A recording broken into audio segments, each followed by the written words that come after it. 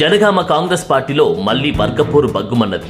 5 senior నాయకులకు Congress party show cause నోటీసులు ఇచ్చింది. ఇటీవల జరిగిన తెలంగాణ రాష్ట్ర అసెంబ్లీ ఎన్నికల్లో బీఆర్ఎస్ పార్టీ నాయకుడి నుంచి భారీ మొత్తంలో డబ్బులు తీసుకున్నారని వారిపై ఆరోపణలు చేశారు.